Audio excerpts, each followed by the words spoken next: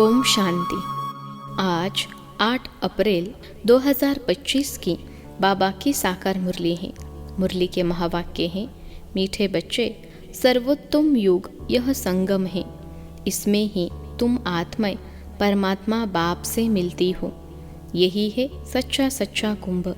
प्रश्न है, कौन सा पाठ बाप ही पढ़ाते हैं? कोई मनुष्य नहीं पढ़ा सकते। उत्तर है, देही अभिमानी बनने का पाठ एक बाप ही पढ़ाते हैं। यह पाठ कोई देहधारी नहीं पढ़ा सकता। पहले पहले तुमको आत्मा का ज्ञान मिलता है। तुम जानते हो, हम आत्मा परमधाम से एक्टर बन पाठ बजाने आए। अभी नाटक पूरा होता है। यह ड्रामा बना बनाया है, इसे कोई ने बनाया नहीं, इसलिए इसका आदि और अंत भी नहीं है। गीत है, जाग सजनिया जाग। ओम शांति। बच्चों ने यह गीत तो अनेक बार सुना होगा। साजन सजनियों से कहते हैं, उनको साजन कहा जाता है जब शरीर में आते हैं, नहीं तो वह बाप है, तुम बच्चे हो। तुम सब भक्तिया हो, भगवान को याद करते हो। ब्राइड्स ब्राइड ग्रूम को याद करती हैं। सबका माशुक है ब्राइड ग्रूम। वह बैठ बच्चों को समझाते हैं, अब जागो, नया युग आता है। नया अर्थात नई दुनिया सतयुग, पुरानी दुनिया है कलयुग। अब बाप आए हुए हैं, तुमको स्वर्गवासी बनाते हैं। कोई मनुष्य तो कह न सके कि हम तुमको स्वर्गवासी बनाते हैं। सन्यासी तो स्वर्ग और नरक को बिल्कुल नहीं जानते। जैसे और धर्म है, वैसे सन्यासियों का भी एक और धर्म है। वह कोई आदि सनातन देवी देवता धर्म नहीं है। आदि सनातन देवी देवता धर्म की भगवान ही आकर स्थापना करते हैं। जो नरकवासी है वही फिर सतयुगी स्वर्गवासी बनते हैं। अभी तुम नरकवासी नहीं हो, अभी तुम हो संगम युग पर। संगम होता है बीच का। संगम पर स्वर्गवासी बनने का तुम पुरुषार्थ करते हो, इसलिए संगम युग की महिमा है। कुंभ का मेला भी वास्तव में यह है सर्वोत्तम।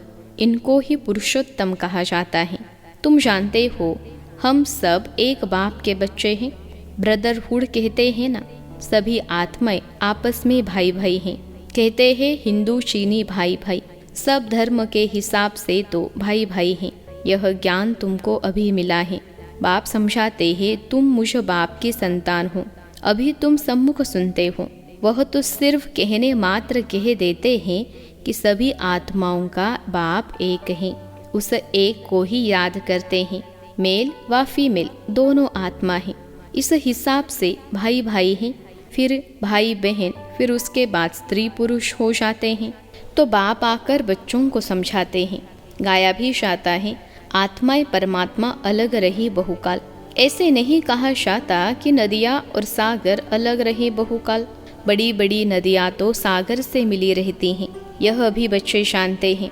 नदी सागर की बच्ची है। सागर से पानी निकलता है, बादलों द्वारा फिर बरसात पड़ती है पहाड़ों पर, फिर नदियाँ बन जाती हैं। तो सभी हो जाते हैं सागर के बच्चे और बच्चियाँ। बहुतों को यह भी पता नहीं है कि पानी कहाँ से निकलता है, यह भी सिखलाया जाता है। तो अब बच्चे जानते हैं, ज्ञान सागर एक ही बाप है। यह भी समझाया जाता है, तुम सभी आत्माएं हो, एक बाप है। आत्मा भी निराकार है। फिर जब साकार में आते हो तो पुनर्जन्म लेते हो। बाप भी जब साकार में आए तब आकर मिले। बाप का मिलना एक बार होता है। इस समय आकर सबसे मिले हैं। यह भी जानते जाएंगे कि भगवान है। गीता में श्री कृष्ण का नाम डाल दिया है, परंतु श्री कृष्ण तो यहाँ आ न सके, वह कैसे गाली खाएंगे? यह तुम जानते हो। श्री कृष्ण की आत्मा इस समय है। पहले पहले तुमको ज्ञान मिलता है आत्मा का। तुम आत्मा हो, अपने को शरीर समझ इतना समय चले हो। अब बाप आकर देही अभिमानी बनाते हैं। साधु संत आदि कभी तुमको देही अभिमानी नहीं बनाते हैं। तुम बच्चे हो, तुमको बेहद के बाप से वर्षा मिलता है। तुम्हारी बुद्धि में है कि हम परमधाम में रहने वाले हैं, फिर यहाँ हम पार बजाने आए हैं। अभी यह नाटक पूरा होता है। यह ड्रामा कोई ने बनाया नहीं है, यह बना बनाया ड्रामा है। तुमसे पूछते हैं, यह ड्रामा कब से शुरू हुआ? तुम बोलो, यह तो अनादि ड्रामा है, इसका आदि अंत नहीं होता। पुराना सो नया, नया सो पुराना होता है। यह पाठ तुम बच्चों को पक्का है। तुम जानते हो नई दुनिया कब बनती है, फिर पुरानी कब होती है। यह भी कोई कोई की बुद्धि में पूरी रीति है। तुम जानते हो अभी नाटक पूरा होता है, फिर रिपीट होगा। बरोबर हमारा 84 जन्मों का पाठ पूरा हुआ। अब बाप हमको ले जाने के लिए आए हैं। बाप गाइड भी है ना। तुम सब पंडे हो। पंडे लोग यात्रियों को ले जाते हैं। वह है जिस्मानी पंडे, तुम हो रूहानी पंडे। इसलिए तुम्हारा नाम पांडव गवर्नमेंट भी है, परंतु गुप्त। पांडव कौरव यादव क्या करत भय, इस समय की बात है। जबकि महाभारत लड़ाई का समय भी है। अनेक धर्म हैं, दुनिया भी तमो प्रधान है। वैरायटी धर्मों का झाड़ सारा पुराना हो गया है। तुम जानते हो इस झाड़ का पहला पहला फाउंडेशन है आदि सनातन देवी देवता धर्म। सतयुग में थोड़े होते फिर वृद्धि को पाते हैं, यह किसको भी पता नहीं। तुम्हारे में भी नंबरवार है। स्टूडेंट में कोई अच्छा समझदार होते हैं, अच्छी धारणा करते हैं और कराने का शौक होता है। कोई तो अच्छी रीति धारणा करते हैं, कोई मीडियम, कोई थर्ड, कोई फोर्थ। प्रदर्शनी में तो रिफाइंड रीति समझाने वाले चाहिए।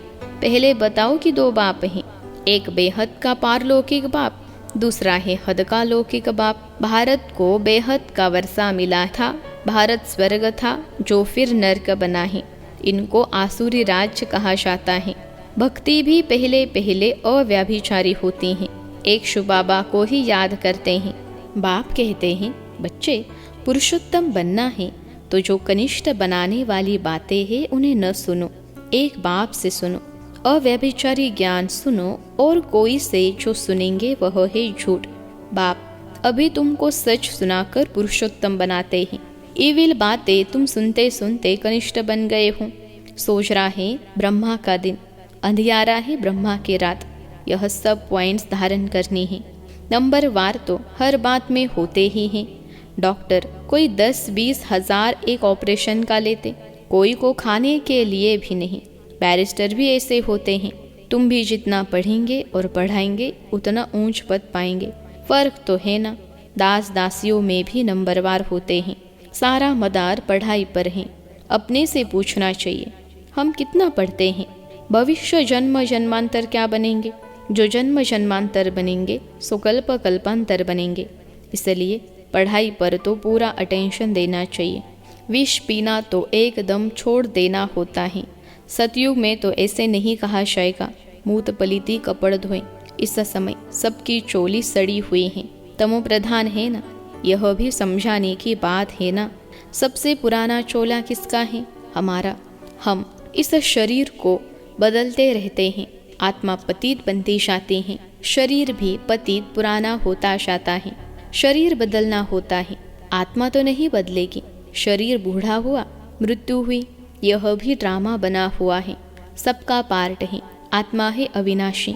आत्मा खुद कहती है मैं शरीर छोड़ती हूँ। देही अभिमानी बनना पड़े।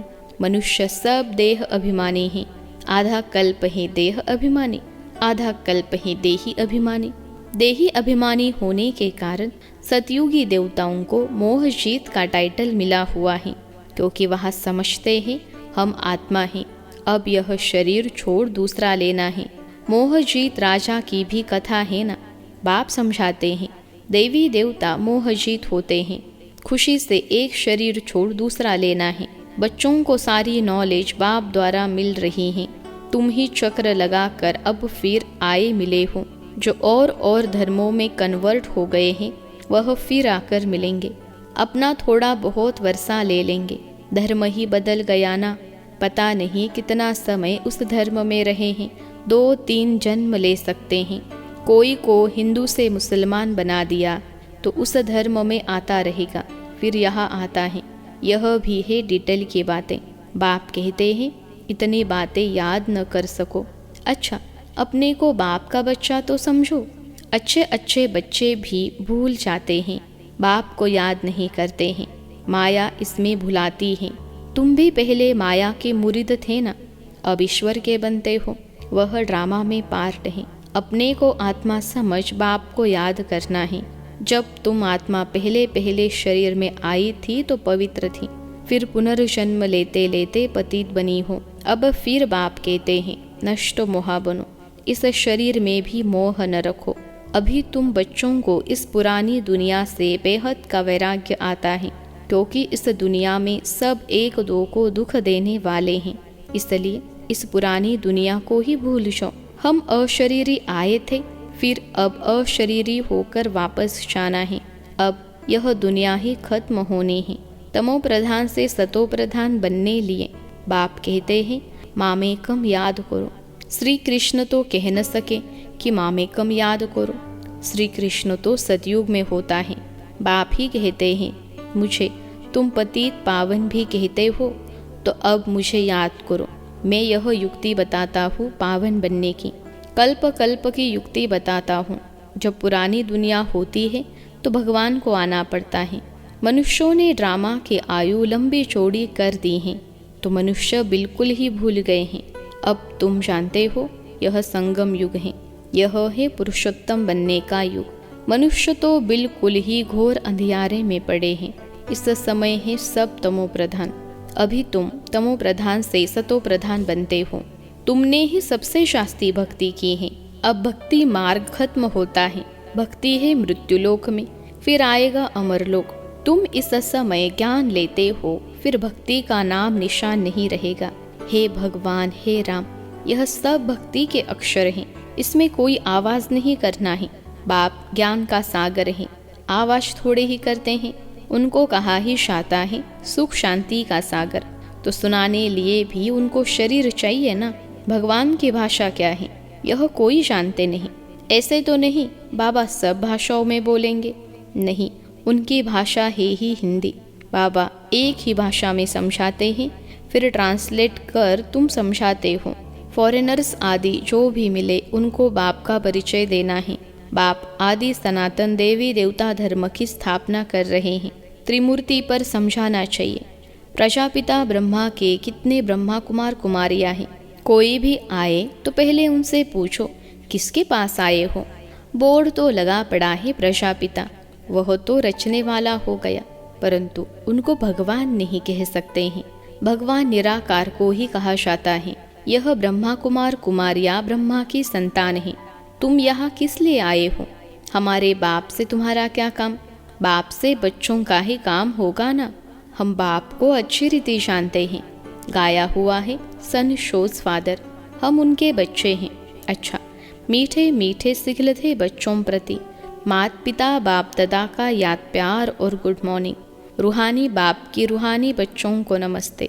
हम रूहानी बच्चों की सिखलते रूहानी माता पिता बाप दादा को याद प्यार, गुड मॉर्निंग और नमस्ते बाबा नमस्ते। धारणा के लिए मुख्य सार पहली पॉइंट है, पुरुषोत्तम बनने के लिए कनिष्ठ बनाने वाली जो ईविल बातें हैं वह नहीं सुननी है। एक बाप से ही अव्यभिचारी ज्ञान सुनना है।